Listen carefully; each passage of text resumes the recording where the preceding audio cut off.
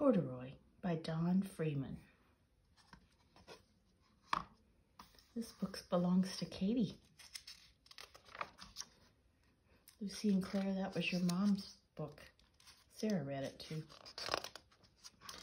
Corduroy is a bear who once lived in the toy department of a big store. Day after day, he waited with all the other animals and dolls for somebody to come along and take him home. The store was always filled with shoppers buying all sorts of things, but no one ever seemed to want a small bear in green overalls. Then one morning, a little girl stopped and looked straight into Corduroy's bright eyes. "Oh, Mommy," she said, "look, there's the very bear I've always wanted." "Not today, dear," her mother sighed. "I've spent too much already. Besides, he doesn't look new. He's lost the button to one of his shoulder straps." Corduroy watched them sadly as they walked away.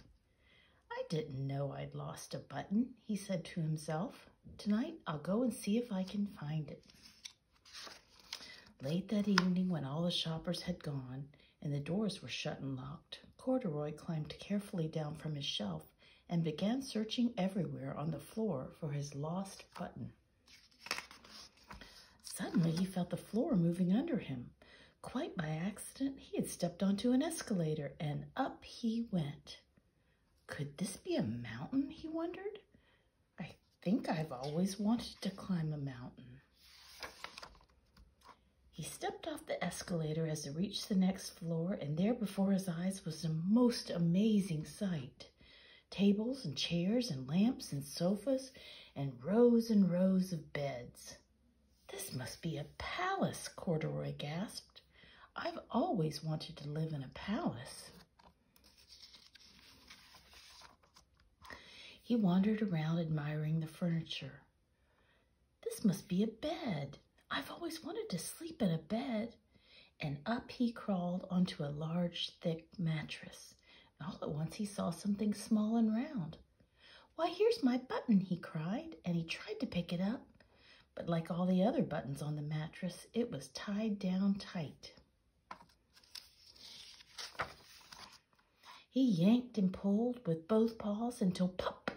Off came the button, and off the mattress Corduroy toppled, bang, into a tall floor lamp.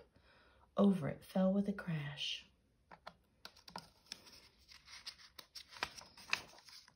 Corduroy didn't know it, but there was someone else awake in the store. The night watchman was going his rounds on the floor above. When he heard the crash, he came dashing down the escalator. "Now, who in the world did that?" he exclaimed. "Somebody must be hiding around here." He flashed his light under and over sofas and beds until he came to the biggest bed of all. And there he saw two fuzzy brown ears sticking up from under the cover. "Hello," he said. "How did you get upstairs?" The watchman tucked Corduroy under his arm and carried him down the escalator and set him on the shelf in the toy department with the other animals and dolls. The girl asleep. Corduroy was just waking up when the first customers came into the store in the morning, and there, looking at him with a wide, warm smile, was the same little girl he'd seen only the day before. "I'm Lisa," she said, "and you're going to be my very own bear. Last night, I counted what I'd saved in my piggy bank, and my mother said I could bring you home." "Shall I put him in a box for you?" the saleslady asked. "Oh, no, thank you," Lisa answered, and she carried Corduroy home in her arms. She ran all the way up 4 flights of stairs into her family's apartment and straight to her own room. Corduroy blinked. There was a chair and a chest of drawers, and alongside a girl-sized bed stood a little bed just the right size for him. The room was small, nothing like that enormous palace in the department store. "This must be home," he said. "I know I've always wanted a home." Lisa sat down with Corduroy on her lap and began to sew a button on his overalls.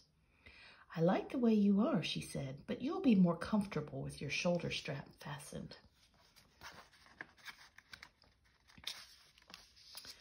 "You must be a friend," said Corduroy. "I've always wanted a friend." "Me too," said Lisa, and gave him a big hug. Corduroy.